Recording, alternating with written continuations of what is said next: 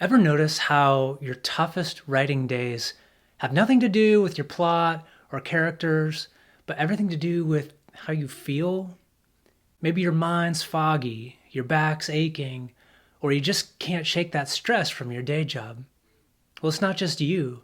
Every writer faces these blocks, and they're often what keep us from building the creative routine we want. But here's the good news. The most productive writers don't just grind. They don't just have the most efficient methods, they have better life habits. They live in a way that supports the time they spend at the writing desk. In this video, you'll discover 4 gentle, practical habits that make writing not just possible, but easier and more enjoyable, without any grind or hustle mindset. These are the habits that help you show up to the page day after day and actually enjoy the process. Ready to give your writing practice a natural boost? Let's dive in. Number 1, eat like a writer. Performance athletes know that what they put into their body makes a big difference in their training days. They fuel themselves for the work they're going to perform. Nutritious foods, vitamins, hydration. Take that same line of thinking for the mental work you perform. Eat like a writer. Your writing sessions are going to feel more like a slog if most of your calories come from Sprite and Totino's pizza rolls, especially if you're not a teenager anymore. New mindset. You're training to be in the writing Olympics. You really want your practice sessions to be smooth and effective, your mind responsive to your will. So eat and drink in a way that supports writing. You don't have to overthink this. Start small. Swap 1 soda per day with flavored fizzy water. Try cooking 1 meal this week to replace the time you'd usually get Chick-fil-A. And when you're ready to make a more systematic change, don't waste time looking for the optimal diet. Don't scour the forums trying to decide if paleo is most optimal or if you should become an ovo-lacto-pescatarian. Just eat meals made of unprocessed ingredients with healthy starches, vegetables, fruits, meat, and dairy. Drink water and don't overdo it on sugar or booze. This diet is probably way better than what most people are eating, and in a short stretch of time, you will feel more energetic by following it. Point number 2, sleep like a writer. Are you seeing the theme now? You're looking at your basic daily life habits, the things that don't directly have to do with writing, and you're optimizing these to make your writing way smoother. Don't sleep on this idea. It will not only raise your daily word count and improve the quality of your prose, but it will enable you to do it day after day. But don't worry, habit number 4 coming up is definitely one you wouldn't expect. But speaking of sleep on it, sleep like a writer. Everyone has different needs, but if you're not getting at least 7.5 hours of sleep, this is actually the first habit I would probably target.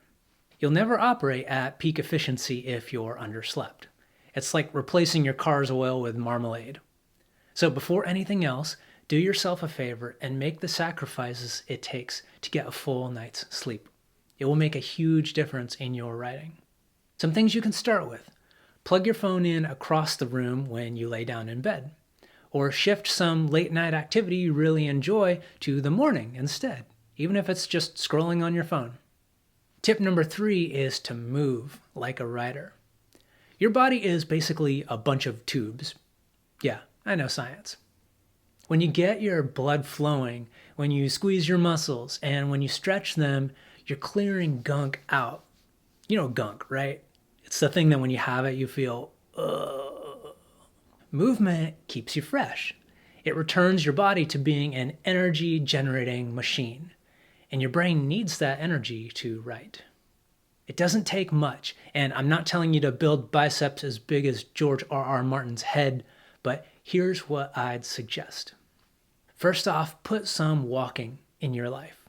Maybe during your breaks at work, maybe in between your writing Pomodoro sessions, or after the kids go to bed. But walking freshens you up. There's a reason many geniuses were known to take frequent walks. Walking and mental work go really well together. Another point, stretching. We never think to do it until we get a stiff neck or a repetitive stress injury in our arms. But it really feels good. When you step away from your computer, get into a habit of some wrist circles, some shoulder rolls, and don't forget your eyes. How do you stretch your eyes? Look at something that's at least 30 feet away. It lets your eye muscles relax. And finally, strength training. I won't belabor this, but muscle is really important when you're older and also hard to build when you're older. It's easier to keep muscle. One basic thing you can do is some bodyweight squats in your living room before you head to work, or in the office bathroom after you've had your coffee to get other things moving. And finally, my last habit, number 4, is my secret weapon. The reason I wrote 300,000 words in the past 2 years. Habit number 4 is to be still like a writer. See, I bet you thought I'd go somewhere like think like a writer, but we're already perfectly active thinkers. We think all day long about every little thing. We even think when we sleep. It's called dreaming. No, as a writer and as a modern human being, what your mind really needs is to not think, to refresh with stillness. And there's a pretty easy signal for being still that works for most people. Try to feel bored. Most of us avoid boredom like we avoid serial killers.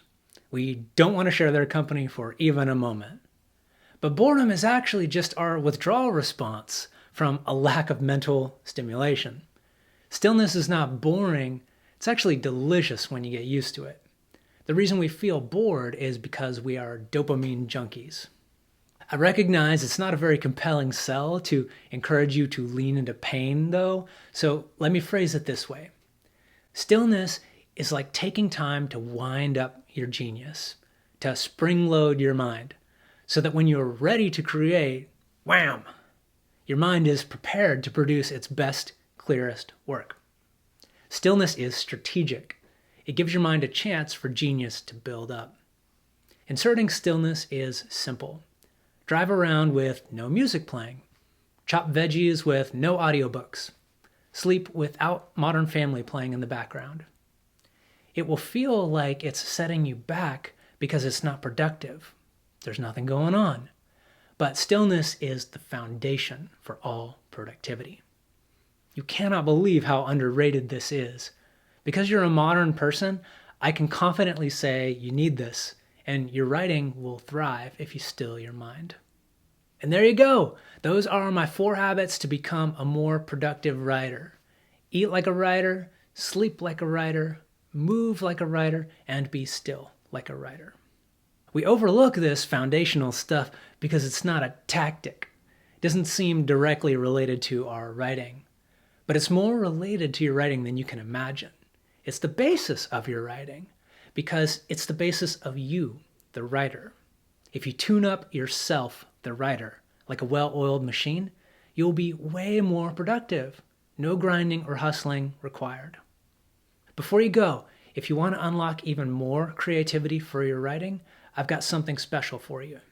I wrote a free book called The Art Garden that shares the exact mindset I use to generate new ideas and break through creative blocks. It's the same system that has helped me write 5 books in 2 years. The link is right down in the description. Grab your free copy and let's keep building your writing momentum together. Please subscribe if you enjoyed this video, and if you want to dive deeper into how to write irresistible stories, you can check out this video next. Peace.